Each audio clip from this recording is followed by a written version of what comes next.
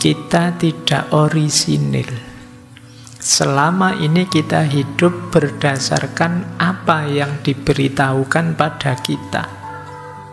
Baik karena terdorong oleh kecenderungan-kecenderungan sifat-sifat bawaan kita, ataupun karena kita terpaksa menerima segalanya itu karena situasi dan lingkungan. Kita merupakan hasil dari segala macam pengaruh, dan tak ada apapun yang baru dalam diri kita. Tak ada apapun yang telah kita temukan sendiri dalam diri kita. Tidak ada yang orisinil, tidak ada yang murni, tidak ada yang jelas.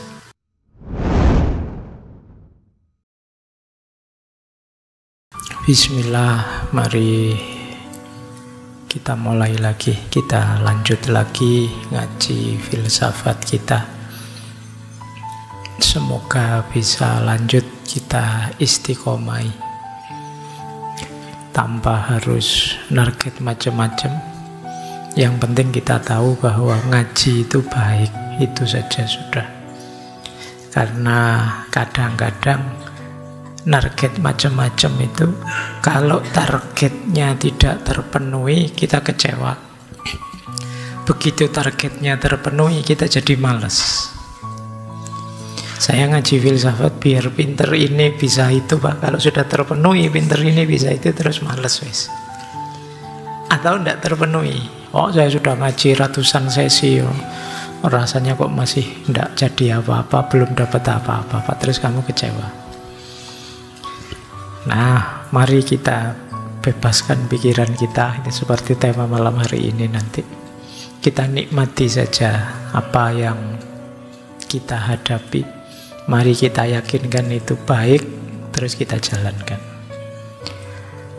Oke, malam hari ini kita belajar dari beliau Jiddu Krishnamurti. Mungkin teman-teman pernah mendengar nama beliau. Beliau ini meditator spiritualis, guru dari banyak orang, yang terkenal sekali dengan spiritualitasnya. Ini malam hari ini temanya kita agak dalam berpikirnya, tidak apa-apa ya. Paham tidak paham didengarkan saja. Biarkan saya bicara sebebas-bebasnya. Kalau ada yang manfaat diambil, kalau ada yang masih harus direnungi lagi ya dipending, kalau ada yang tidak cocok ya disisihkan. Itu saja. Tidak harus jadi masalah. Kita sudah terlalu banyak masalah tiap hari. Jadi yang tidak penting-penting ngapain sih harus diangkat jadi masalah. Beliau kelahiran 1895. Nanti meninggalnya 1986. Anak ke-8 dari keluarga Brahmana. Nanti beliau ini sudah kelihatan bibit bijaksana dan pinternya sejak kecil. Makanya usia 14 tahun beliau itu diambil mungkin setengahnya ya, jadi murid oleh tokoh teosofi namanya Ani Besant. Ini dulu kita pernah belajar tentang teosofi ini, antara lain dari pelopornya namanya Blavatsky. Boleh dicek rekaman ngaji filsafat yang lama ya. Cuma Krishnamurti ini kemudian mengambil jalurnya sendiri, meskipun awalnya beliau ada di circle-nya teosofi, sampai di titik ya sekitar usia beliau 1895. Nanti tahun 1922 itu beliau mengalami masa pencerahan. Jadi ceritanya selama 3 hari itu beliau mengalami pembalikan pikiran, pencerahan yang luar biasa. Sampai kemudian beliau akhirnya keluar dari circle-nya teosofi, dan dengan caranya sendiri menempuh jalan spiritualitas. Baik, malam hari ini kita coba ya, kita gali gagasan teosofis beliau. Yuk kita ambil satu aspek tentang kebebasan. Bukunya yang terkenal sekali tentang kebebasan ini Freedom from the Known. Ini buku sudah saya baca sejak zaman mahasiswa. Meskipun zaman itu ya untuk gaya-gayaan saja, bahwa saya sudah baca buku semacam itu, baru belakangan agak bisa menangkap apa isinya buku. Nah, itu menariknya dunia membaca ya. Tidak apa-apa teman-teman baca, tidak paham itu tidak usah mengeluh. Pada saatnya, seperti Krishnamurti tadi ya, akan ada momen pencerahan untuk kita sendiri. Akan terjadi titik momen aha atau momen eureka atau momen ketercerahan untuk diri kita masing-masing. Ayo kita kejar itu dengan berbagai cara, termasuk banyak membaca, ikut kajian dan lain sebagainya. Kita tidak tahu nanti lewat pintu yang mana, dalam momen apa, tiba-tiba kalau orang Jawa menyebutnya meletek, terbuka pikiran kita. Nah, teman-teman kejar itu ya, biar nanti bisa otentik, kita bisa berpikir sendiri, memahami hidup versi kita sendiri. Baik, bismillah, kita mulai ya, belajar untuk bebas yang hakiki menurut beliau. Nanti kalau ada sindiran-sindiran nggak boleh baper. Beliau tajam sekali nyindir hidup kita sehari-hari. Ini kalimat dari Freedom from the Known.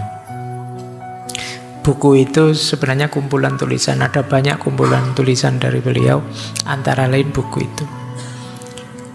Nah, di bagian paling awal buku itu ada kalimat seperti ini. Nanti coba di cross check dengan teman-teman hidupnya selama ini ya. Apalagi ini banyak mahasiswa. Selama berabad-abad kita telah diindoktrinasi oleh para guru kita, para pemimpin kita, buku-buku kita, orang-orang yang kita anggap suci. Kita berkata pada mereka semua itu, beritahu aku segalanya, apa yang ada di balik bukit-bukit, gunung-gunung, dan bumi ini. Kemudian kita merasa puas dengan deskripsi yang mereka berikan. Terus komentarnya beliau, itu berarti bahwa hidup kita didasarkan pada kata-kata belaka. Dan berarti hidup kita sifatnya dangkal dan kosong. Kita tidak orisinil. Selama ini kita hidup berdasarkan apa yang diberitahukan pada kita. Baik karena terdorong oleh kecenderungan-kecenderungan sifat-sifat bawaan kita, ataupun karena kita terpaksa menerima segalanya itu karena situasi dan lingkungan.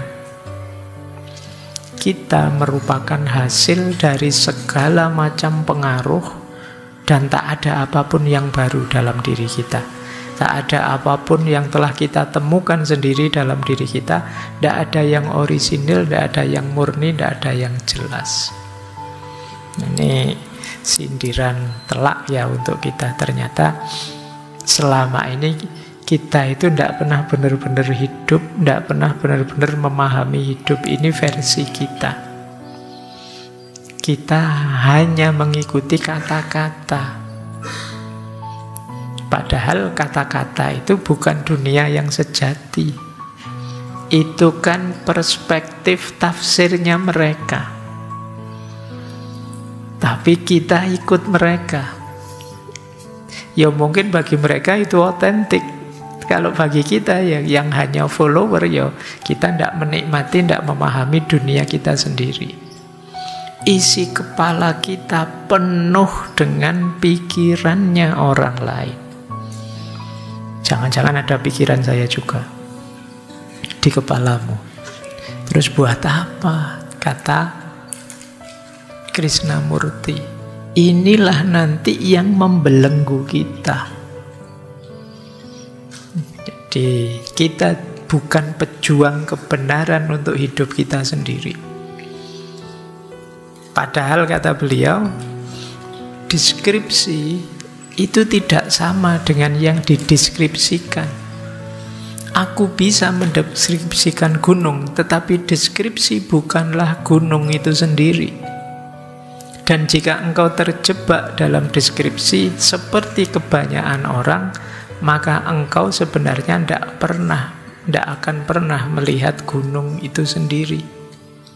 Kalau kita ikut pikirannya orang, tentu saja kita tidak melihat sendiri.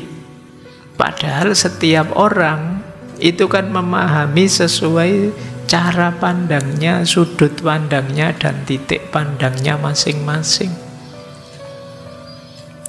Yang bisa saja tidak relate, tidak relevan dengan hidup kita. Jadi ternyata dunia kita hanya dunia deskripsi. Nah, ini kritiknya. Makanya lanjut beliau mengkritik kita. Kita adalah pemulung barang bekas. Ya, pikiran-pikirannya orang itu kan kayak barang bekas, mereka melontarkan, kita ambil. Kita hidup berdasarkan apa yang telah dikatakan kepada kita. Baik yang dituntun oleh kecenderungan kita atau lingkungan kita. Tidak ada yang baru dalam diri kita. Tidak ada yang kita temukan sendiri. Tidak ada yang asli, yang murni dan jelas.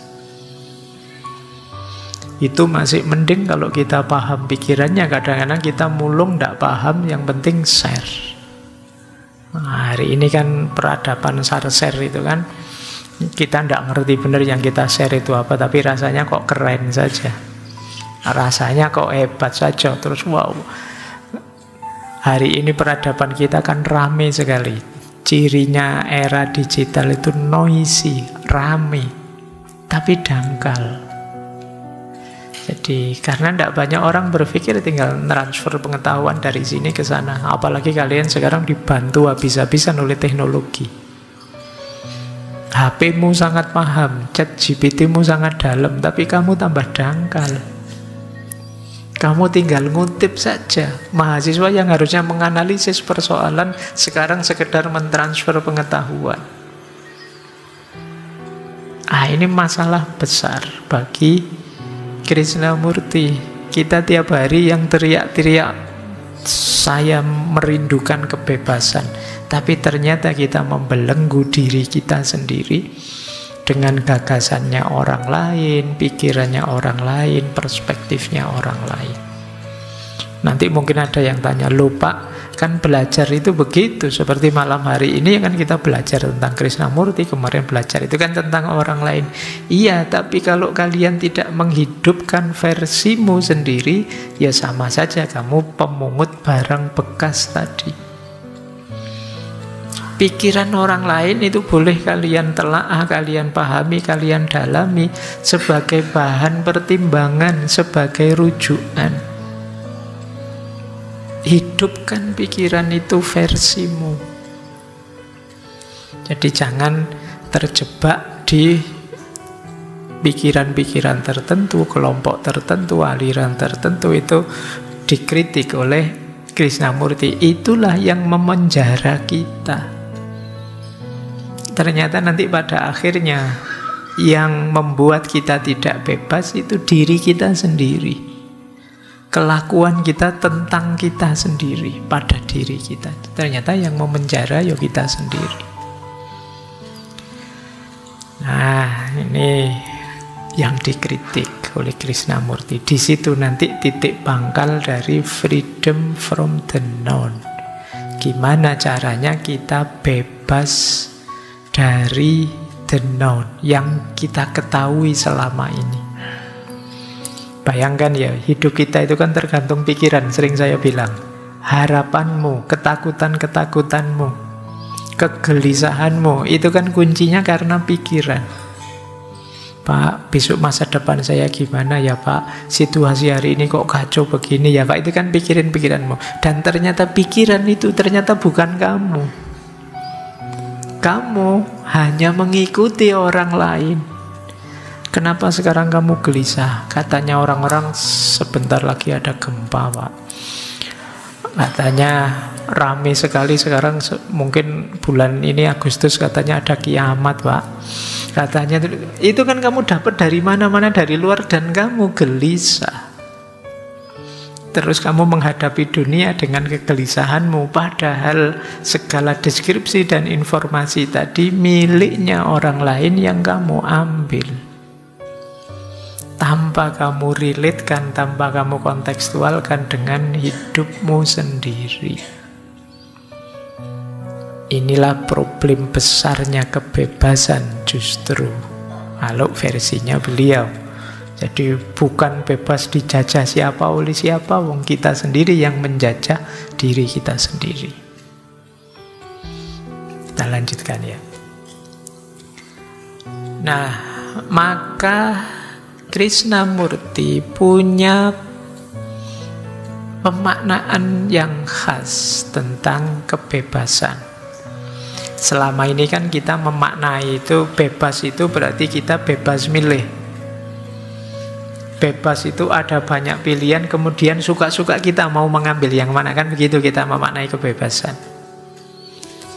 Terus pandangan seperti ini terus dikritik oleh Krishnamurti. Kalian tidak sadar, seolah-olah kalian itu bebas milih, padahal kalian dikondisikan untuk milih hal tertentu dan tidak milih hal yang lain. Jadi kita merasa bebas, padahal sebenarnya kita itu disetir oleh kondisi, oleh situasi, oleh tokoh-tokoh, oleh guru-guru kita, oleh dan lain sebagainya. Itu yang dikritikkan oleh Krishnamurti. Jadi kita sering, Pak, ini pilihan saya sendiri loh Pak, keinginan saya sendiri. Tapi kalau kita telusuri ke belakang, kok kamu milih yang seperti itu mungkin karena cara pandangmu, sudut pandangmu, titik pandangmu, yang itu terpengaruh oleh orang lain. Jadi ada pengkondisian yang kamu tidak paham. Itu makanya dulu waktu kita belajar filosof barat, mungkin teman-teman ingat ya, ini sesi ngaji filsafat awal itu Michel Foucault. Beliau punya konsep kebalikannya orang modern. Orang modern awal itu kan bilang knowledge is power. Siapa yang menguasai pengetahuan dia akan punya power. Tapi dibalik oleh Foucault, bukan begitu rumusnya, tapi power is knowledge. Power is knowledge itu yang punya kekuasaan, dia akan bisa ngatur pengetahuan. Apa yang bisa kalian ketahui, apa yang jangan kalian ketahui, apa yang sebaiknya kamu baca, apa yang jangan kamu baca. Itu kamu sebenarnya sering tidak sadar bahwa ada yang mengkondisikan. Contoh sederhana, ngaji filsafat ini. Kalian mungkin bebas Pak, saya milih tema-tema ngaji banyak sekali. Padahal itu kan tema dari saya yang ngatur versi saya. Kamu minta tema apa saja, kalau tidak tak kasih kan tidak jalan. Itu power is knowledge. Saya kuasa di sini, kalau tidak mau ya tidak usah ngaji, kan gitu aja. Jadi yang punya kuasa yang menentukan. Kalian minta tema ini, tema itu, dan tak cuekin saja, itu kan kalian tidak bisa bantah. Akhirnya kamu dapatnya ya yang saya kasih ini. Akhirnya ideal yang di kepalamu ya sebatas yang saya kasih ini. Itulah pengkondisian. Ya termasuk kampus dengan kurikulumnya dan lain sebagainya. Jadi kita tidak sadar dalam hidup ini ada banyak sekali pengkondisian. Karena kita tidak sadar, kita merasa bebas. Padahal sebenarnya kita diarahkan. Orang mungkin tidak merintah, tapi dia cuma bilang, asal saya misalnya, kalau anak baik ya biasanya sih Kalau ada apa, dia melakukan apa. Dia tidak merintah kita, tapi kita terdorong sendiri, tergerak sendiri. Kalau di masyarakat sering seperti itu, kita dikondisikan. Nah, kenapa kok kita bisa dikondisikan? Cara berpikir kita tadi, model kayak pemulung tadi. Kita hanya ngambil, kita hanya menyerap tanpa kita kondisikan, tanpa kita sesuaikan dengan kondisi kita, situasi kita. Inilah problem besar bagi setiap orang dalam kebebasan. Baik, kita lanjutkan ya. Kelihatannya berat malam hari ini untuk dijalankan. Dari awal gini, wah ini berat Pak. Nah, beliau juga ngeritik. Kita kemarin punya konsep freedom for, freedom from, bebas dari, bebas untuk. Dan itu dikritik oleh kita, masa kebebasan kok bisa begitu? Kalau kebebasan itu bebas dari, kata beliau, saya bebas dari ini, saya bebas dari itu, berarti kebebasan itu sifatnya reaktif saja. Jadi padahal kebebasan itu tidak reaktif, kebebasan itu eksistensial, kondisi hakiki kita. Jadi tidak harus menunggu kita dijajah dulu baru terus kita membebaskan diri. Tidak, kondisi kita sejak awal itu sudah bebas. Orang yang punya pandangan bahwa kebebasan itu adalah freedom from, bebas dari, kata Krishnamurti, ya dia akan reaktif saja dan nanti dia biasanya lepas dari satu penjajahan masuk ke penjajahan yang lain. Lepas dari satu organisasi masuk ke organisasi yang lain. Lepas dari satu partai masuk ke partai yang lain. Akan begitu kalau maknanya kebebasan itu hanya bebas dari. Ya bagian dari kebebasan mungkin bebas dari, tapi bukan itu hakikatnya kebebasan. Ada juga yang bilang kebebasan itu bebas untuk. Bebas untuk itu berarti ideal. Saya harus melakukan ini, saya harus melakukan itu. Loh, kalau kebebasan itu bebas untuk dan sifatnya ideal, berarti kan dia sesuatu yang kita tuju. Saya ingin bebas, Pak. Itu seolah-olah sekarang belum bebas, kamu menuju kebebasan. Kata Krishnamurti, tidak begitu. Hakikatnya kita sudah bebas. Jadi kebebasan itu bukan perjalanan menuju. Jadi hakikinya diri kita begitu kita lahir itu kita statusnya merdeka, bebas. Jadi bukan menuju kebebasan ini, menuju kebebasan itu. Jadi kebebasan itu ya tidak sekedar bebas dari belenggu apa atau bebas untuk apa. Kalau hanya itu ya berarti dia tidak hakiki. Padahal manusia itu ya hakikatnya bebas. Dan juga bukan pilihan. Ada orang, Pak, saya milih ini, yang lain milih itu. Tidak, kalau itu pilihan berarti tidak hakiki. Kamu bisa milih, bisa tidak.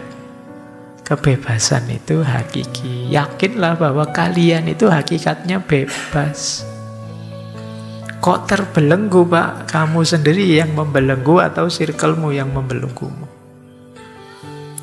Jadi bukan kenyataan dirimu. Jadi kebebasan berarti kalau dalam bahasa agama itu termasuk fitrahnya manusia.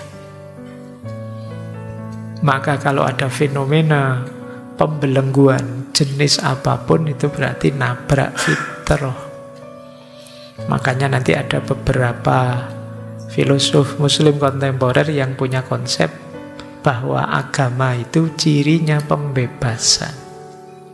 Karena agama itu menuntun kita pada fitrah-fitrah. Jadi dasar kemanusiaan kita. Manusia itu hakikatnya bebas. Kalau manusia tidak bebas, sulit sekali kita menuntut tanggung jawab. Kalau manusia tidak bisa dituntut tanggung jawab, bagaimana mengelola alam semesta ini, bagaimana menjalankan amanat kita sebagai khalifahnya Allah. Maka jangan ragu-ragu untuk bilang bahwa kebebasan itu fitrah kita. Berarti ada fenomena atau kenyataan apapun yang membelenggu kebebasan, itu kalau pakai istilah agama berarti fenomena kezoliman. Di mana ada kezoliman ya berarti agama sedang tidak tegak. Karena misi utamanya agama itu ya mewujudkan tatanan hidup sesuai keinginannya Tuhan. Baik, jadi kalau ada yang tanya kebebasan apa, ya, kalau di buku itu ada kalimat kebebasan itu ya kebebasan itu sendiri sudah. Kalau didefinisikan, definisi itu akan membelenggu kebebasan. Nanti jadinya harus begini dan harus begitu, harus dari atau harus untuk, bebas ya bebas. Baik, ini ya, semoga tidak kaget dengan ini. Nanti, tapi kalau di kampus mungkin ada mata kuliah materinya kebebasan, kalau pas ujian jangan jawab ini ya. Dosenmu nanti merengut kalau kamu bebas ya bebas Pak, kalau ada definisinya nanti tidak bebas namanya Pak gitu. Tidak begitu ya. Jadi ini versi beliau. Oke, kita lanjutkan. Sudah ngerti ya maunya Krishnamurti secara umum dari freedom from the known, bebas dari yang diketahui. The known itu apa yang menghuni kepala kita, pengetahuan, pelajaran dan lain sebagainya. Mari kita hati-hati mendefinisikan yang dimaksud the known itu bukan functional knowledge. Jadi bukan pengetahuan tentang cara hidup sehat, cara minum yang baik, cara makan yang bergizi, bukan itu. Itu namanya functional life. Kalau ini ya kalian harus tahu, kalian operasikan. Ikut orang lain juga tidak apa-apa kalau ini. Tapi yang dimaksud existential life, yang berhubungan dengan hakikatnya diri kita, cara hidup kita, cara kita menjalani keseharian kita, cara pandang kita terhadap dunia, itu existential life. Inilah yang sering membelenggu kita. Jadi the known itu bagian eksistensial, ada yang menyebutnya psychological knowledge. Wong kita itu menjalani hidup kita kok meminjam konsep teori dari orang lain yang membaca hidupnya dia. Itu yang dikritik oleh Krishnamurti. Jadi bukan yang functional knowledge ya. Nanti Pak begitu, kalau begitu pengetahuan di kepala saya dibuang semua ya Pak. Saya yang belajar membaca, belajar nulis, belajar caranya mandi, belajar caranya makan, itu bukan itu namanya functional knowledge. Tapi yang dimaksud existential knowledge, pengetahuan tentang kedirian kita. Kadang-kadang kan kegelisahan kita itu kan karena pendapatnya orang lain, komentarnya orang lain, padahal dia melihatnya ya sesuai dunianya. Kadang-kadang saya nyaman pakai baju kayak gini, terus ada orang komentar, menurut saya kalau kamu bajunya jangan begitu, kamu apa? Dan kita gelisah karena itu. Jadi kita tidak yakin dengan pilihan kita sendiri. Ini namanya kita terbelenggu oleh orang lain. Itulah the known, itulah pengetahuan. Biasanya kata Krishnamurti, the known itu sesuatu yang eksistensial, yang dari situlah nanti formulasi hasrat, keinginan, cita-cita kita rumuskan. Cita-citamu apa? Kayak dulu waktu kita kecil ditanya cita-cita apa, terus jadi dokter, jadi pilot. Itu pasti kita tidak sadar. Kenapa harus dokter, kenapa harus pilot? Hanya karena ikut orang lain saja. Mungkin orang tuanya, mungkin lingkungannya, bahwa jadi dokter keren loh, jadi pilot keren loh. Kita merancang keinginan, harapan dan cita-cita dasarnya the known tadi. Pengetahuan-pengetahuan tentang diri kita dan dunia yang sebagian besar sumbernya orang lain. Yang kedua, dari situ terus kita merancang, oh bahagia saya berarti di sini. Kalau saya mengalami ini berarti sedih. Itu ternyata sering bukan kita, tapi konsep-konsep yang dijejalkan di kepala kita. Itulah the known. Jadi kalau tadi ada yang tanya, apa bisa Pak kita bebas sepenuhnya dari pengetahuan? Ini yang dimaksud bukan semua pengetahuan, tapi existential knowledge. Kita hidup di dunia kita, tapi dibelenggu oleh konsep-konsep orang lain yang punya dunia sendiri. Disinilah pentingnya pembebasan pertama-tama, kata Krishnamurti, ya pembebasan di level ini. Kalau mental kita sudah mental terjajah, existential knowledge-nya hanya mengandalkan orang lain, yang lain dari luar, ya kita tidak akan bisa mandiri. Ini yang sering kita sebut mentalnya memang mental layak jajah. Kalau mental layak jajah, ya tidak usah kaget kalau kita sampai hari ini dijajah. Ya memang berpikir sendiri itu capek, berpikir sendiri itu rumit, berpikir sendiri itu tidak nyaman. Tapi kalau kita tidak berpikir sendiri, bagaimana kita bisa menikmati hidup kita sendiri? Bagaimana kita bisa hidup dengan standarnya orang lain? Gimana kita bisa hidup disetir oleh kemauan, keinginannya orang lain dengan mengabaikan kemauan dan keinginan kita sendiri? Itu harusnya siksaan yang luar biasa. Yang menyiksa siapa? Kita sendiri.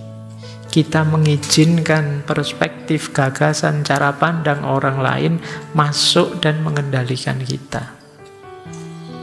Disinilah pentingnya kita berjuang untuk freedom from the known. Bebas dari yang diketahui.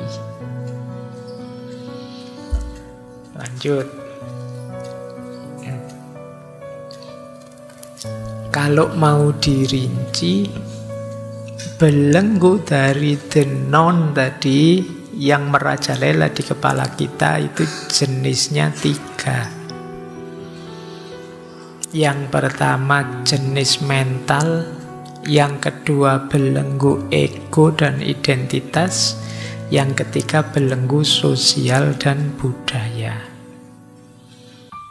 Kalau belenggu mental itu berarti pikiran, keinginan, emosi yang mengendalikan kita. Biasanya mungkin dalam bentuk dogma-dogma, ideologi, cara berpikir yang ditanamkan sejak kecil dalam diri kita. Jadi ini namanya belenggu mental. Kita tidak bebas mengekspresikan diri, kita tidak bebas mengungkapkan keinginan kita, karena dalam diri kita sudah dipasang banyak sekali pagar-pagar. Ini tidak boleh, itu tidak boleh, ini jangan, itu jangan, dan lain sebagainya. Ini namanya belenggu mental. Jadi ini yang paling berat. Yang kedua, belenggu ego atau identitas. Belenggu ego itu dari diri kita. Kita mendefinisikan diri kita, ya awalnya dipengaruhi dari luar.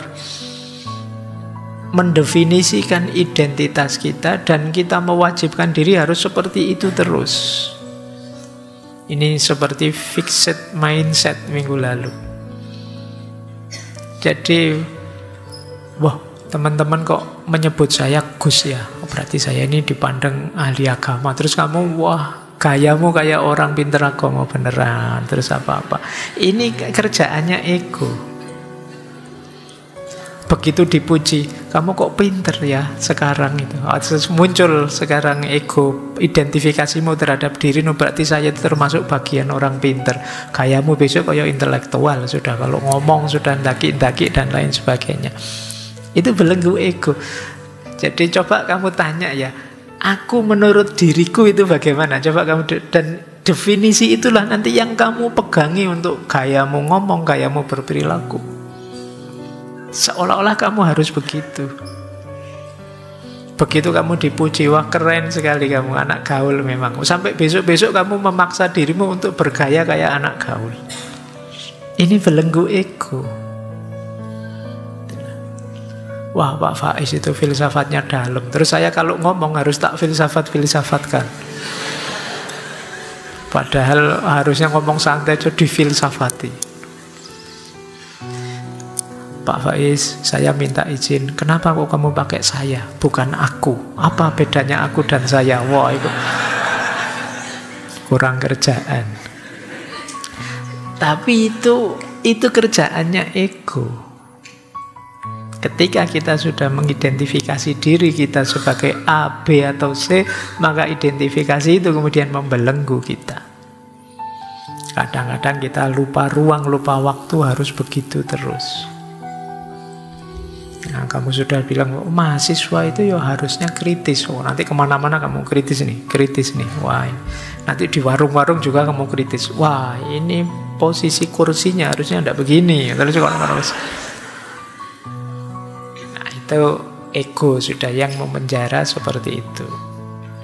Dan yang terakhir, tentu saja lingkungan, sosial, budaya, yang tadi pakai istilah mengkondisikan isi pikiran kita, mengarahkan kemana, mengisinya dengan apa, itu sudah lingkungan, sosial, dan budaya.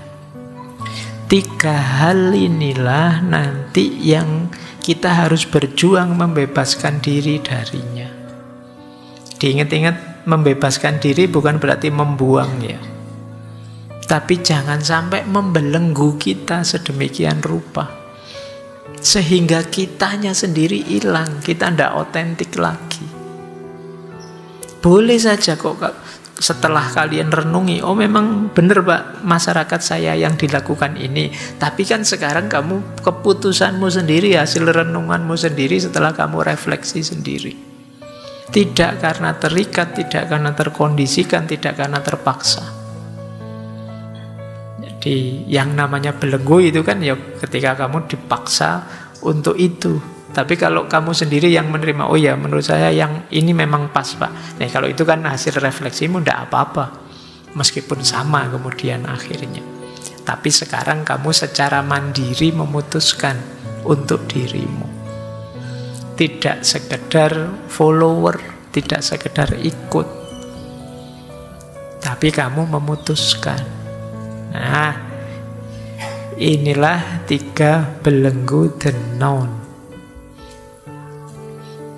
Maka kata Krishnamurti, the known adalah penjara pikiran.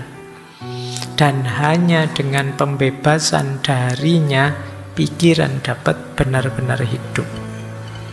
Semakin kita terikat dengan the known, semakin kita menyangkal kesempatan untuk pertumbuhan dan transformasi diri yang sejati.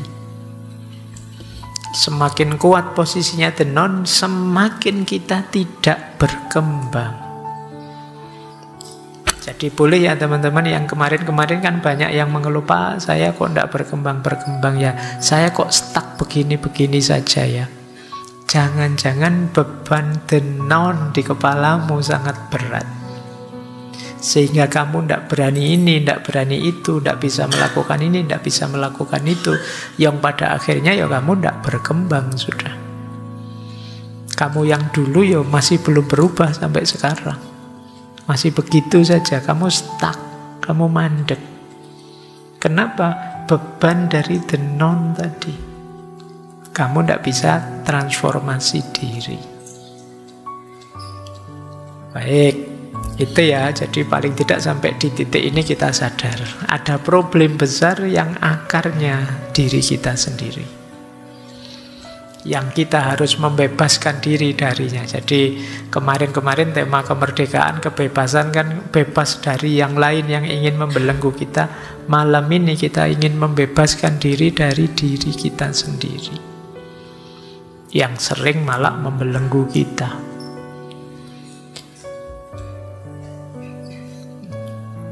Lanjut. Kalau saya rangkum dari buku Freedom from the Known.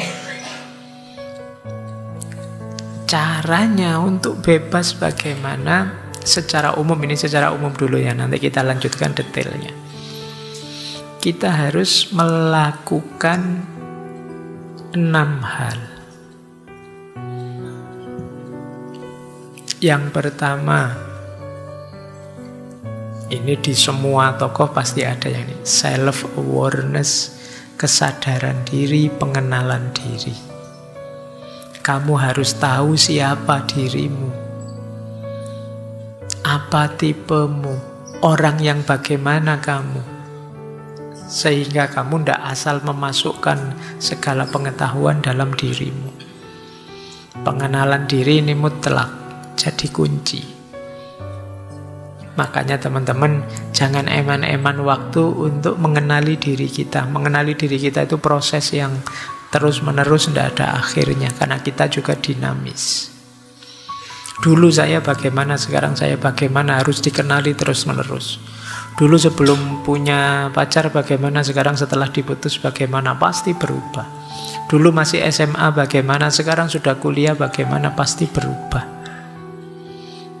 Disitulah pentingnya kita kenali diri terus-menerus. Kalau tidak percaya, kamu lihat foto lama, video lama, atau buku agenda lamamu. Coba kamu buka hari ini, kamu mesti ketawa-ketawa, kamu mesti mungkin ada malunya, ada cringe-nya, ada kok gini ya saya, kok gitu ya saya. Pasti kenapa? Sekarang kamu sudah berubah, kamu bukan yang dulu lagi. Tulisan yang kamu anggap, wah ini puisi saya indah sekali ya, begitu kamu baca sekarang, ada saya kok nulis kayak gini ya dulu. Kenapa? Kamu berubah sekarang. Itulah pentingnya kita kenali diri terus-menerus. Kalau sudah, langkah kedua adalah langkah mengenali pengkondisian di sekeliling kita. Ya termasuk ngaji filsafat malam hari ini itu. Bukan berarti jangan ngaji, tapi jangan sampai kamu dikendalikan sebegitunya. Kamu harus memutuskan sendiri, kamu harus memfilter sendiri, kamu harus menata sendiri pilihan-pilihanmu. Ya dulu kamu kecil dikondisikan terus oleh orang tuamu, masyarakatmu, lingkunganmu. Sekarang kamu sudah dewasa, bisa memutuskan sendiri, berpikir sendiri. Maka langkah kedua adalah kritis, mengenali pengkondisian yang terjadi di sekeliling kita. Kemudian yang ketiga, menghindari atau melepaskan keterikatan. Di keterikatan itu sesuatu atau seseorang yang kita merasa tidak bisa lepas darinya, bahkan hidup kita gantungkan sepenuhnya padanya atau pada sesuatu itu. Itu namanya keterikatan. Jadi lepaskan itu semua. Keterikatan itu bukan berarti kalau begitu tidak berhubungan dengan orang lain, ya tetap berhubungan, tapi berhubungan yang kreatif, produktif, bukan hubungan yang jenisnya ketergantungan. Ada dirimu bisa membantu aku, alhamdulillah, yuk kita kerjasama biar pekerjaan cepat selesai. Tapi tidak ada dirimu pun aku sanggup menyelesaikannya. Ini mandiri namanya. Jadi kalau tidak ada kamu, masih ada yang lain kok, ngapain terlalu terikat ke kamu. Itu juga namanya mandiri. Jadi tidak terikat pada satu orang, satu lembaga, sesuatu atau apapun. Ini kuncinya untuk freedom from the known. Karena keterikatan itu akan jadi beban yang paling berat di kepalamu. Kalau sudah, yang keempat, mari latihan. Ini sering kita pakai istilah mindful. Kita pahami, kita perhatikan, kita serap, tapi tanpa menghakimi. Ini latihan menikmati momen. Yang sering jadi masalah itu kan penghakimannya. Jadi penghakiman itu contohnya gini. Ternyata yang dapat jatah minuman hanya 100 gelas toh misalnya. Kalau bisa kalian titik di situ. Di ngaji filsafat itu hanya 100 gelas yang hadir, yang dapat minuman, sisanya tidak kebagian. Titik di situ. Yang sering jadi masalah apa? Penghakimannya. Penghakiman itu bisa, dasar takmirnya, tidak tahu situasi. Itu penghakiman sudah. Itu dari kamu sudah. Itu biasanya dasarnya the noun tadi. Ya memang harus tahu diri lah, wong yo gratis aja ke sini, masa harus disediain semuanya. Ini penghakiman sudah. Ini judgment-nya. Yang sering membuat hidupmu tidak tenang itu judgment ini, bukan faktanya. Fakta bahwa kamu tidak lulus kuliah itu titik, selesai. Tapi begitu kamu lanjutkan dengan penghakiman, masalah besar muncul. Semester berapa mas? Semester 14. Oh semester 14. Selesai kan gitu dok. Tapi begitu kemana saja selama ini, ngapain, itu penghakiman sudah. Nah, yang sering jadi problem hari ini penghakiman ini. Hati-hati dengan penghakiman. Kalau data-data kita tidak lengkap, kita bisa menzalimi orang. Nanti kalau kalian setelah ini mengakses medsosmu, coba ya kamu latihan membatasi. Faktanya cuma ini sih. Ketika sudah masuk ke sini, itu komentarnya, itu pandangannya. Itu versi dia. Itu penghakimannya. Jadi kalau kalian bisa misah ini, kalian hidupmu lebih nyaman nanti. Penghakiman itulah nanti yang berpotensi jadi the noun. Boleh sebut, sekarang kan banyak masalah macam-macam itu. Coba kamu cek ya, yang rame di medsos selalu aspek penghakimannya,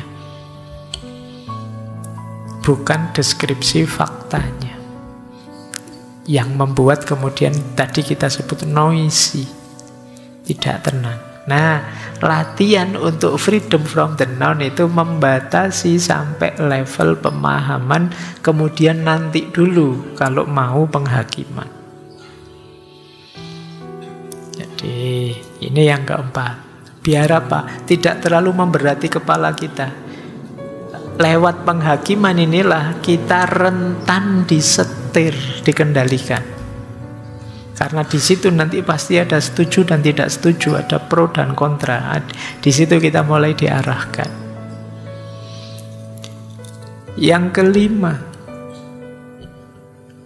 kita bisa freedom from the noun kalau kita siap menghadapi situasi apapun, perubahan apapun, termasuk hal-hal yang mungkin tidak jelas. Selama ini yang membuat kita sulit berkembang, sulit melepaskan the noun, karena ada banyak ketakutan ini, ketakutan itu dalam diri kita. Nanti kalau begini gimana Pak? Nanti kalau berubah jadi begitu gimana Pak? Kita tidak tahu nanti berubah seperti apa. Kita siapkan saja mental kita bahwa hidup itu memang akan selalu dinamis dan berubah. Jadi saya siap menghadapi perubahan apapun. Dan perubahan itu mungkin saya suka, mungkin saya tidak suka. Itulah hidup. Nah, ini meringankan isi kepala kita. Yang sering memberati isi kepala kita, itu kan kita tidak siap menghadapi perubahan. Akhirnya harus ini terus, harus begini terus. Kita ragu-ragu mau melakukan ini, melakukan itu, karena khawatir efeknya. Padahal efek itu sebagian besar hanya persepsi model penghakiman tadi. Nah, yang terakhir ini sering dulu kita uraikan, hidup saat ini. Jadi kita nikmati momen. Jangan dibayang-bayangi oleh masa lalu, jangan digelisahi oleh masa depan. Ini 6 kunci sebelum nanti kita bahas filosofi-filosofinya. Baik, kita lanjutkan. Ada quote yang menarik dari beliau, be a light unto oneself. Jadilah cahaya untuk dirimu pertama-tama. Jadi kita selama ini kan pahamnya cahaya itu menerangi sekeliling, tapi jadilah dirimu cahaya untuk dirimu. Karena kalau dirimu sendiri tidak bercahaya, bagaimana kamu bisa mencahayai sekelilingmu? Kalau kamu tidak beres, gimana bisa membereskan orang lain? Membereskan masyarakatmu, lingkunganmu, budayamu. Untuk bisa kamu sendiri bercahaya, kan tidak mungkin dengan cara mengambil cahayanya orang lain. Kamu sendiri yang harus berpikir, kamu sendiri yang harus merenung, kamu sendiri yang harus melihat apa yang bisa diberikan ke masyarakat di sekelilingmu. Apa maksudnya be a light unto oneself itu? Jadi cahaya untuk dirimu itu, yang pertama tadi kesadaran diri. Paham siapa aku, apa kelebihan, apa kekuranganku, sehingga kita bisa mengelola diri kita secara lebih optimal. Yang kedua, mandiri dalam pengetahuan.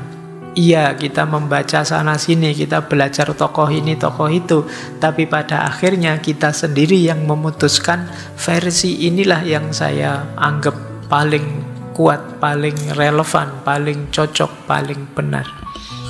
Bahkan bisa gabung-gabung dari tokoh ini sedikit, tokoh itu sedikit, tidak masalah. Kita mandiri berpikirnya. Ada pertanyaan yang sulit saya jawab itu kalau ada yang tanya, Pak, dari sekian banyak filosof yang paling disukai Pak Faiz yang mana? Itu pertanyaan saya jawabnya susah, karena saya tidak bermodel terus mengidolakan satu tokoh terus segala yang dari tokoh itu saya ambil. Saya sering modelnya agak eklektik. Oh, kalau dari tokoh ini saya suka ininya, kalau dari tokoh itu saya suka itunya. Saya lebih begitu. Jadi tidak ada satu filosof yang saya idealkan sedemikian rupa terus mati-matian saya memfollow dia, tidak begitu. Jadi rumusan eklektik ini kan berarti saya milihnya sesuai kepentinganku, sesuai sudut pandangku. Ini salah satu ilustrasi ya kalau teman-teman ingin mandiri dalam pengetahuan. Kita jadi cahaya sendiri sekarang. Dan yang ketiga, tentu saja penerangan dari dalam. Jadi kita jadi cahaya untuk diri kita itu jangan dibayangkan cahaya dari luar yang masuk. Kita sudah cahaya sebelumnya, tinggal kita buka diri kita, kita jernihkan pikiran kita bersihkan hati kita, maka kita sudah cahaya. Akan memancar cahaya keluar dari diri kita. Kebaikan-kebaikan, kebenaran-kebenaran akan keluar dari diri kita. Itulah yang dimaksud cahaya dari dalam diri keluar. Jadi bukan mengandalkan cahaya dari luar untuk kita pantulkan lagi. Tapi kitalah hakikatnya cahaya itu untuk kita terangi sekeliling kita. Ya dengan kebenaran kita, dengan kebaikan kita, dengan keindahan perilaku kita, disitulah kita jadi cahaya keluar setelah sebelumnya kita jadi cahaya untuk diri kita sendiri. Baik, kita lanjutkan.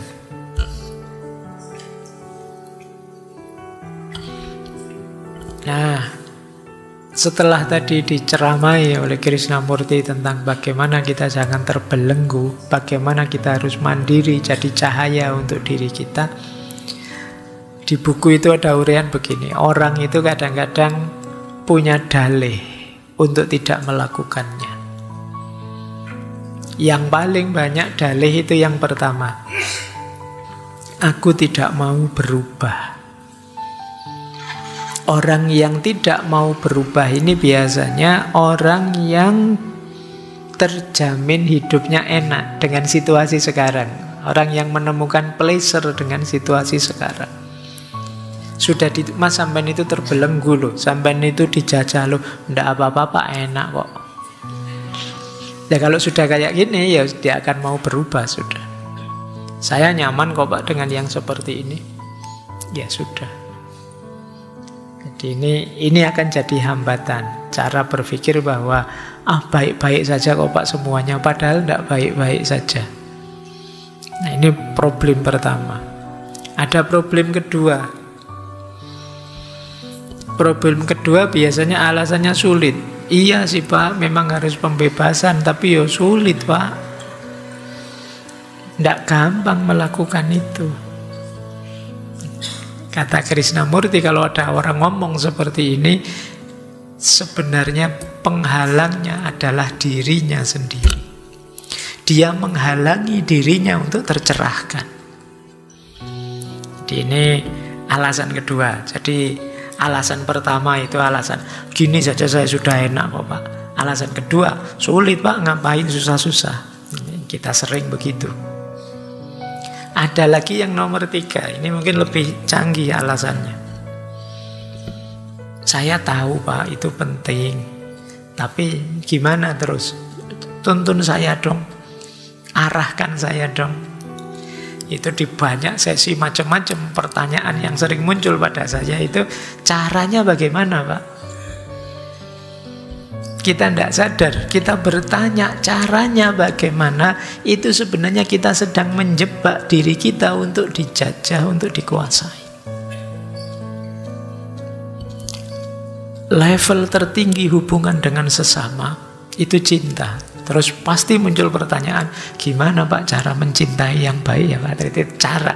Terus kamu ingin saya jelaskan, terus saya jelaskan. Mencintai yang baik itu pertama begini loh, kedua begini loh, dan kamu terima terus kamu jalankan. Itu kamu tidak sadar, kamu sedang membelenggu dirimu sendiri. Ya kamu tetap harus berpikir dong, untuk konteks hidupku seperti ini Pak, mencintai yang ideal itu. Situasi saya karena seperti ini. Tapi banyak orang memasrahkan dirinya untuk dibelenggu. Iya Pak, saya tahu itu penting. Terus apa yang harus saya lakukan? Nah ini kamu sedang menyerahkan dirimu untuk dijajah. Makanya Krishnamurti bilang, bila aku cukup tolol untuk memberikanmu sebuah sistem, dan bila engkau cukup tolol untuk menganutnya, maka yang akan engkau lakukan hanyalah meniru, mencontoh, menyesuaikan diri, menerima. Dan bila engkau berbuat demikian, engkau telah menanamkan otoritas orang lain dalam dirimu, sehingga terjadi pertentangan antara engkau dan otoritas itu.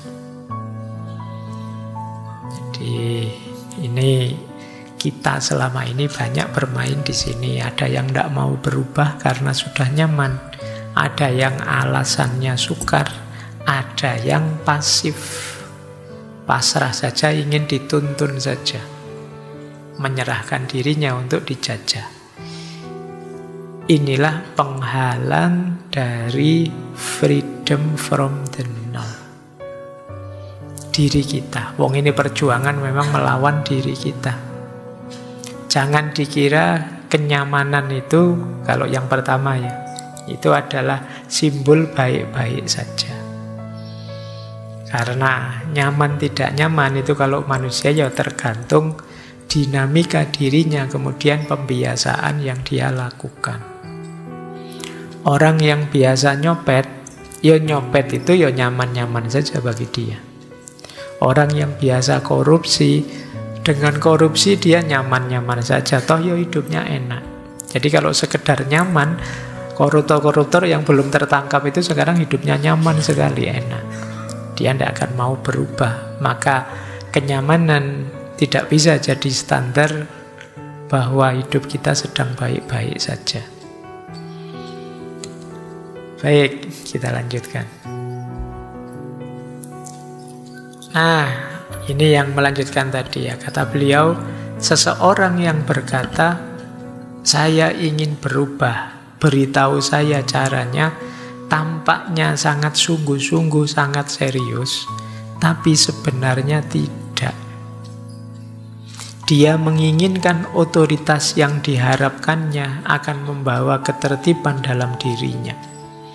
Tetapi dapatkah otoritas membawa ketertiban ke dalam? Ketertiban yang dipaksakan dari luar pasti akan selalu menimbulkan kekacauan.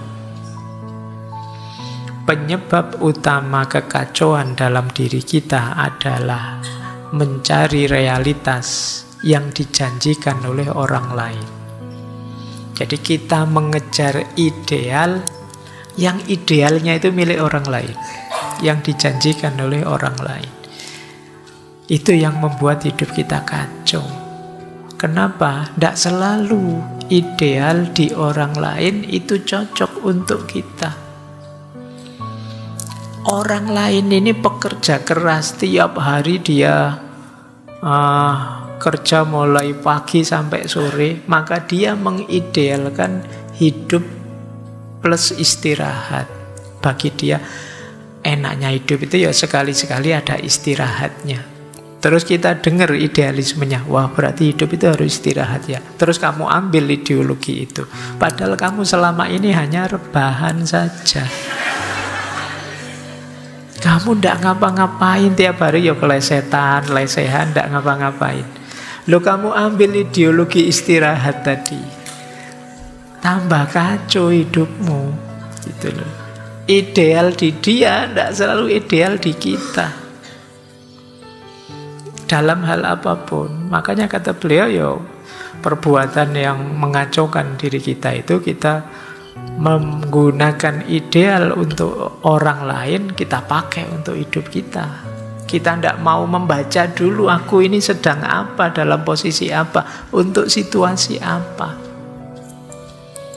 Tidak selalu yang bagus untuk orang lain itu bagus untuk kita. Nah, kita kan sering begitu, nonton artis bagus ya pakai baju begitu, besok kamu cari-cari beli baju begitu. Begitu dipakai, kok kebalikannya, kelihatannya jadi tidak sama. Kalau dipakai artisnya kok bagus, saya yang pakai kok kacau malah jadi. Ya karena dia beda dengan dirimu. Itulah. Baik, saya punya teman itu yang zaman mahasiswa, dia pingin sekali punya brewokan, punya jenggot banyak itu. Nah, satu ketika dia beli obat itu, tapi begitu tebal sekali brewokannya, dia malah takut sendiri. Ternyata tidak sama ya, saya lihat di film-film di anu itu bagus ya, kok saya yang pakai tidak bagus ya. Ya kamu belum mengukur dirimu sendiri dulu sebelum menerapkan yang dipakai orang lain. Jadi memang beda kita dan dia. Itulah yang selama ini sering kita lakukan. Itu masih mending orangnya sadar tidak cocok. Kadang-kadang kita itu ikut orang lain, sudah tidak cocok, tapi kita tidak sadar. Yo kayak beli baju versi artis tadi, kita tidak sadar itu tidak cocok ke kita. Pokoknya kita kemana-mana pakai bajunya artis tadi. Orang pada cekikian ketawa, kita merasa orang-orang mesti pingin baju kayak gini itu. Ya itu lebih tragis lagi. Baik, inilah yang digelisahkan oleh Krishnamurti. Jadi selama ini hidup kita itu hanya memulung pikiran-pikirannya orang, tanpa kita berpikir sendiri, tanpa kita kritis dan lain sebagainya. Baik, kita lanjutkan. Sekarang kita berfilsafat. Kita mulai filsafatannya ya, kalau tadi inti gagasannya.